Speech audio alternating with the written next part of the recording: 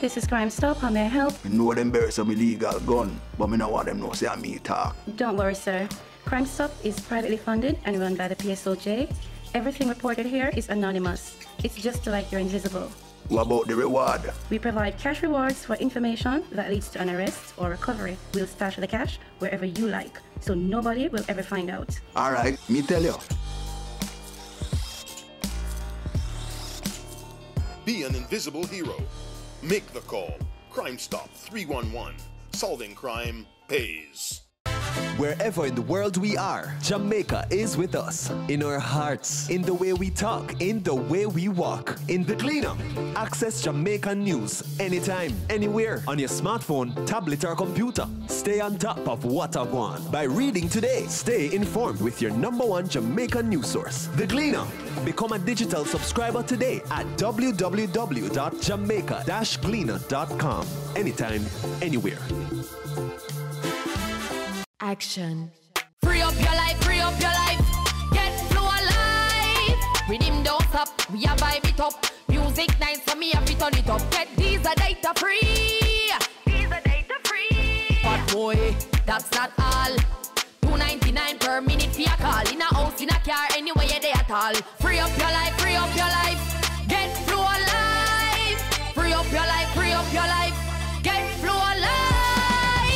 We had a perfect love story, but everything changed. We start getting angry for the simplest things. I knew it wasn't healthy, but I loved him. It's only when I ended up in the hospital I realized that I had to make a choice. Him or me. I chose me. I called the police and they helped me. If you're a victim of domestic abuse, get help. Call your nearest police station. A message from the Ministry of National Security. We have placed that such a unique place in the world that we can make a difference. People want to see tough measures on crime, and people would exemplify tough measures to be hanging, a state of emergency. We have tried those before, and we've gotten into problems. You can't catch Quaku, you catch him short. Maybe I turn up because young boy in the fan school and not with that, and deal with them scamming and them mafia business in a partial. Right now I'm afraid I'm up here. Seeing people dying left, right and center, making your efforts seem as though, they are nothing. I'm living with a smile, but there's a scar behind it. Nobody who don't know me I feel. The whole community feel mashed up. The police is not here to stop crime. The police is here to catch the criminal who commit the crime. Who is it that must stop the crime? You or me? This is Light on Violence, a special Gleaner Forum on crime.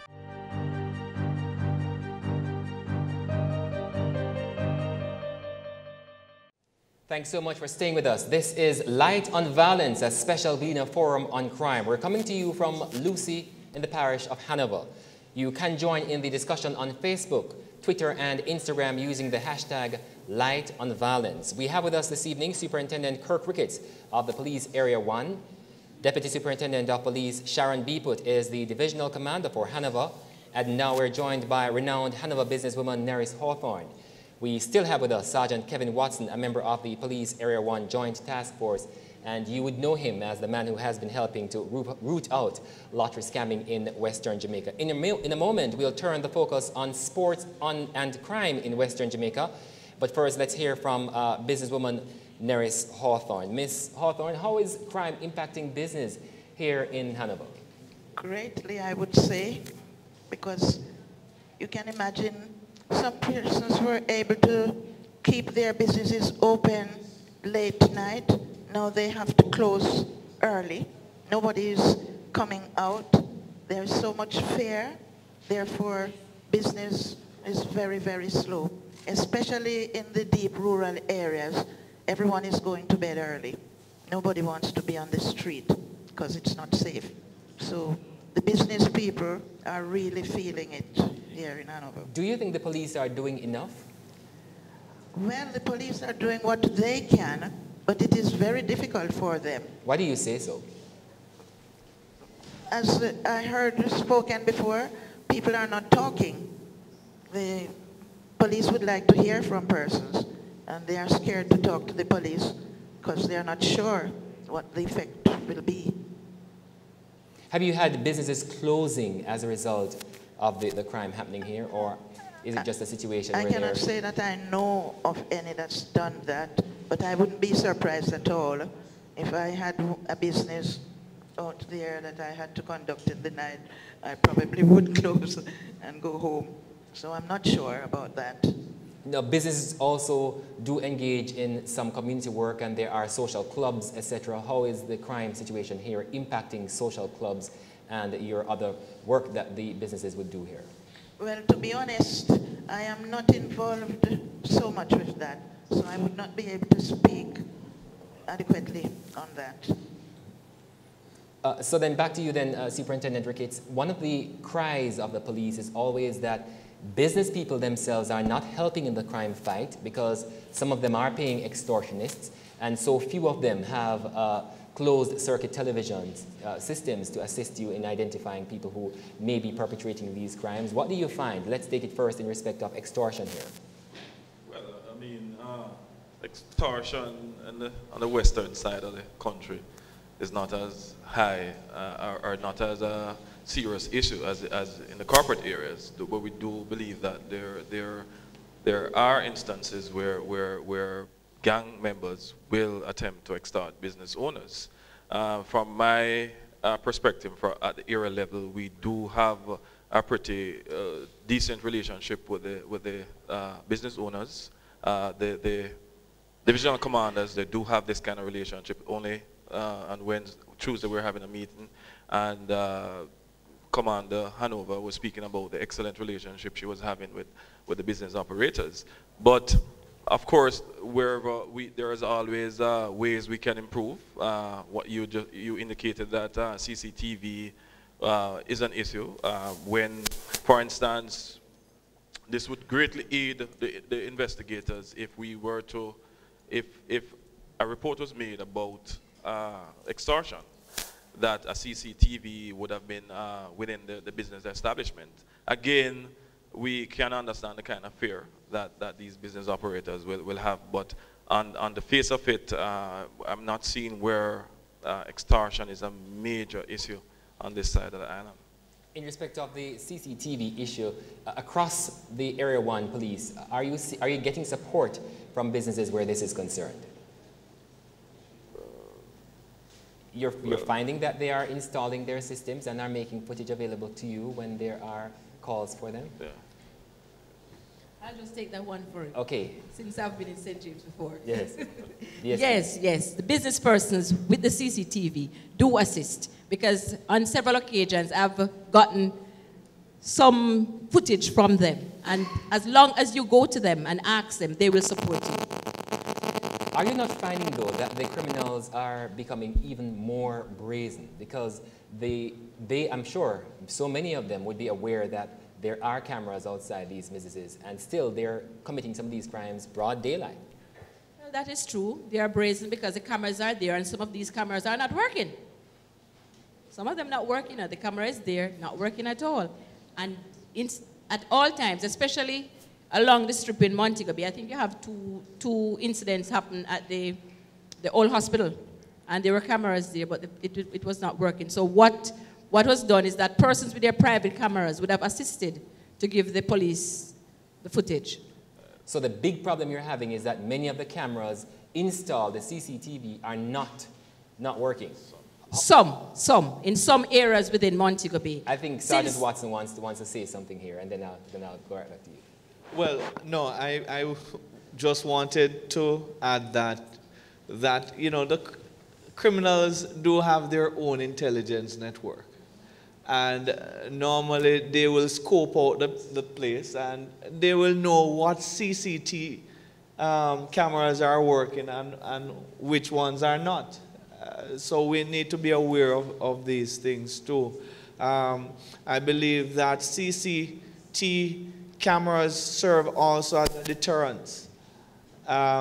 you know, as you mentioned, some of these criminals are quite brazen, and I believe that the more cameras that business owners install will serve as a kind of deterrence to keep your place of business safe and the surrounding areas safe.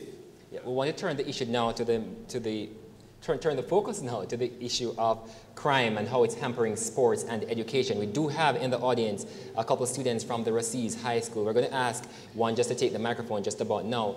And let me ask you to state your name and just explain to us, how is crime impacting you and your fellow students in the education system here?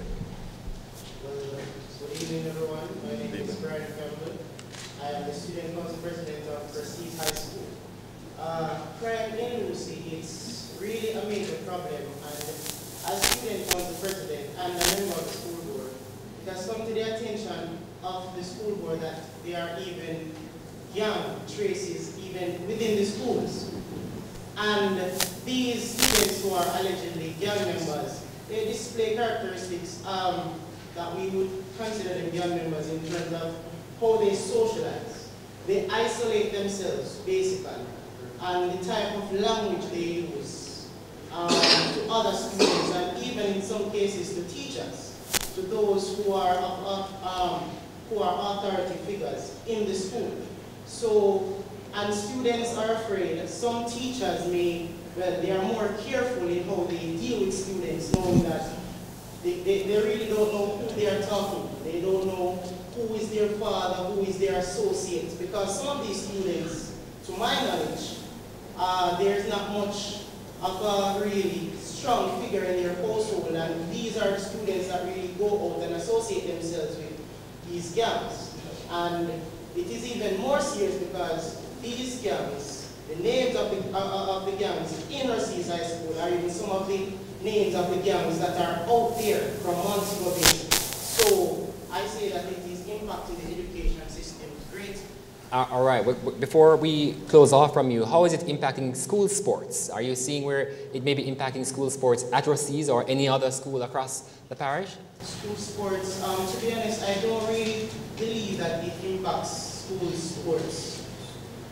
Because, well, sports has been a way of, let me say, it gives some students something positive to do. Mm-hmm. So I would say even if these students have been associates of these alleged gang members, when they're going to sports, it really change them, give them something positive to do, and this is something that helps them. So it does not really negatively impact crime, does not negatively impact schools. All right, so then Superintendent Ricketts, let me take you, and then we go to DSP Beeput. How is this issue of gangs in schools being addressed? It's first of all, I must indicate that you know, we support what young students are saying. Brian Campbell. That there are a number of schools, you know, which are experiencing students moving toward gang activities. In fact, we have a gang culture. It's no in thing, you know, for students to romanticize the idea of gun ownership. You can see it on Facebook, you know. So the police force would have engaged the school resource officers. That's a thing that is in schools. I'm not sure if one is in Rosse's. We do have a SRO in Rosse's. And so if a particular school is so affected, for instance, Rosse's, I'm sure the divisional commander would be looking to working with the principal to have a SRO installed in the school. If it's so affected. Let me throw it to you then. How pervasive is this problem of gangs in schools across your division? Well, since I've been in the division, I haven't heard about, I know there are some schools that might have gangs, but it was not have been reported to us. So we are not aware. So if Rosse's has a gang, I think the principal or student council body or whoever there need to contact the police and let us know about it. Because we do not have any school resource officers at Rosse's. Or maybe it's not so much the gangs operating in this school in particular, but there may be what we call them the tails of these gangs which are in the school. Sergeant Watson? No, well, it's interesting that the youngster spoke of this within the schools you have like mini versions of these gangs, because what we find really is that many youngsters start to emulate what they're seeing in the wider society, what they're seeing in their communities. And we always talk about placing emphasis on social development. Lottery Scam Task Force started an effort in 2015 where we targeted high schools. We went into the high schools and talked to them about the criminality and immorality of lottery scamming. And it was surprising to me to see a significant number of students who really were involved in lottery scamming or wanted to become lottery scammers because they are being influenced by what they see out there, how they see lottery scammers living. And it's the same thing with gangs.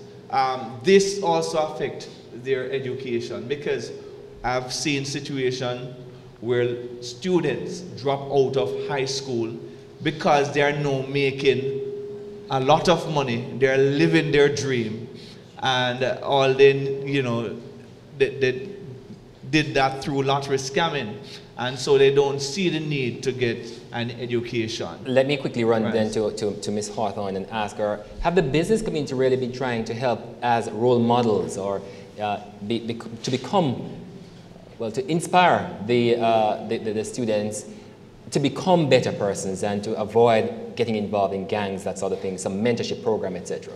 We do not have that kind of business in Lucy. In the Lucy area, most of our businesses are run by the Chinese. They are not really social people. They keep themselves to themselves very much. So that the business people in our area are not really, they're not so concerned about what's happening because their businesses are flourishing anyway. They are more doing haberdashery and the supermarkets. So you're saying then that the philanthropy doesn't happen as it used to? Well, they are getting more money because there's more money around to spend, so it doesn't really affect them. I think, though, that where the education is concerned, I believe we have to remember that most behavior is learned behavior, and the children are learning this from in the homes, because if people live in a home where the money is coming in from a certain source and it is good and it is helping that household, then they believe, okay, this is right, we are having a better life than we had before. And so it doesn't bother them to get into that. Mayor Sheridan Samuels is standing by the microphone. He's also the FA president for Hanover. Let's ask, how has crime been impacting your sport of football, sir? Well, first of all, I already introduced him.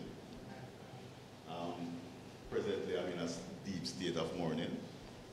I will ask the opportunity to really extend sincere condolences on behalf of the Hanover Football Association, the Hanover Municipal Corporation, and also the citizens of Hanover and Jamaica overall for the passing of a great man, our leader, a patriotic Jamaican, a man that has never been defeated, Captain Horace Burrell.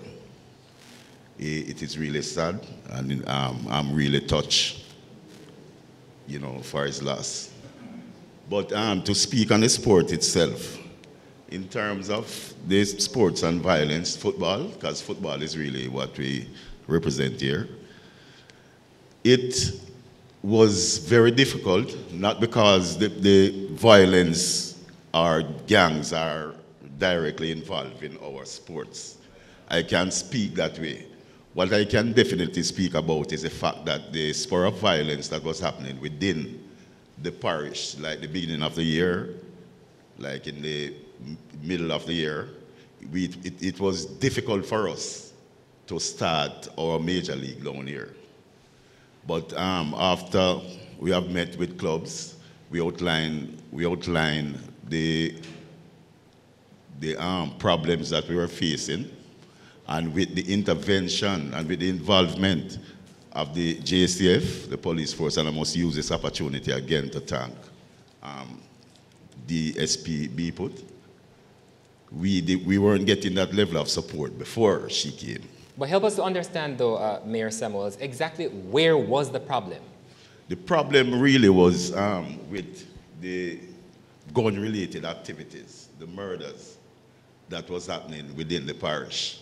Meaning then that your football players would not want to venture out? Right. They were afraid to come to the two main venues that we have established, because we have to structure the sports in a way where we have it in the two main, centralize the games at Watson Taylor Park and Harchard in Oprel. Watson Taylor Park in the west, Harchard in the east, to ensure that we secure these players. After the game, the players have to go home. So we have to start the games at a particular time and end it so that they can go home in daylight. We were fortunate to get the support of the police to be at the games at Watson Taylor Park. And I must tell you that we don't have much of that problem within the eastern part of the parish, that is in Oprel. Because if you realize, if you listen to the numbers are really within murders I'm talking about, within Lucy and say Kingsville, that area, the we have just about 4 minutes to go to the break, but I must touch on the issue of lottery scamming and dirty money in the sport. How are you keeping it out? Well, of course, Hanover is really a poor parish. We don't really venture that much into that level of activities. And the persons who are involved, they are not really involved so much in the sports of football itself within the parish. I cannot say point a finger on any person that is directly involved with the scamming situation that is a part of our sporting activity here. But the police say the scammers seek to rinse the money through several measures. I don't think sports is excluded from that. The measures is not really the sports that I'm involved in. It is not the football. Because I have another counselor here. If it was such, it would have been costing me so much money to buy gears for teams. I have bought about 5 sets of gears for different teams from different communities already. Yes. And you know, if the dirty money was within these communities, then they would get the level of support from there. Well, I can't speak to anything like that. Let me ask Sergeant Watson then, how are the scammers seeking to rinse the money? Is it getting its way into sport? That's one. Well, I am not at liberty at this moment to talk about, you know, how scammers are rinsing their money. And one of the things that we are very keen on is really, you know, talking about the different ways that scammers are operating now, because we want to ensure that whatever we are doing, whatever investigations we are currently conducting, we want to ensure that it is thorough and that we are able to catch those persons red-handed. We don't want to inform them of what we are aware of. Understood. And what they're doing. Understood. Yes. But at the very least, what categories of people are under the radar now? Well, the persons that we have under the radar are on the radar. On the radar. On the radar, right. Because if they're under the radar, we're not seeing them, right? So the persons that we have on the radar now are some top tier scammers. Some persons who have been in the activity for a number of years, and they have foot soldiers working with them. They are right at the top of the criminal organization, and they don't necessarily get their hands dirty. You will see them driving high-end motor vehicles, they live in mansions and so on, but you are not necessarily, you're not able to necessarily catch them with evidence relating to the scamming activities. So what we are currently doing is building out our cases on these top-tier scammers. Hopefully, just as you saw where the 8 scammers 8 persons were extradited, you know, some weeks ago. And then yesterday you saw where another person was captured. We're expecting that very soon you will see more of that happening. Here's one question before you move on from JC Siklik. Yes. What advice would you give to foreigners or visitors traveling from abroad to Hanover? I think the STB put that may be yours. This JC Siklik on Facebook is asking, what advice would you give to foreigners or visitors traveling from abroad to Hanover? Hanover welcomes the foreigners. We have lovely hotels here, and the road is safe. We have police officers working throughout the parish. So it's safe to come to Hanover at any time. Yes. All right, well, we'll take our final break here on Light on Violence. When we come back, more of your comments on Facebook, Twitter, and Instagram, and we'll hear more from some of the people who are here this evening.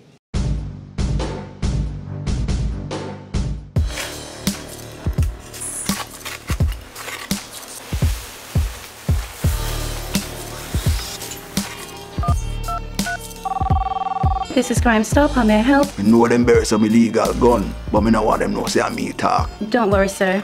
Crime Stop is privately funded and run by the PSOJ. Everything reported here is anonymous. It's just like you're invisible. What about the reward? We provide cash rewards for information that leads to an arrest or recovery. We'll stash the cash wherever you like, so nobody will ever find out. All right, me tell you. Be an invisible hero. Make the call. Crime Stop 311. Solving crime pays. Wherever in the world we are, Jamaica is with us. In our hearts, in the way we talk, in the way we walk, in the cleanup. Access Jamaican news anytime, anywhere, on your smartphone, tablet, or computer. Stay on top of what I want by reading today. Stay informed with your #1 Jamaican news source, The Cleanup. Become a digital subscriber today at www.jamaica-gleaner.com. Anytime, anywhere. Action. Free up your life, free up your life. Get flow alive. Rhythm don't stop, we a vibe it up. Music nice for me, I fi turn it up. Get these a data free. These a data free. But boy, that's not all. $2.99 per minute for your call. In a house, in a car, anywhere you're there at all. Free up your life, free up your life. Get flow alive. Free up your life, free up your life. Get flow alive. We had a perfect love story, but everything changed. We start getting angry for the simplest things. I knew it wasn't healthy, but I loved him. It's only when I ended up in the hospital I realized that I had to make a choice. Him or me. I chose me. I called the police and they helped me.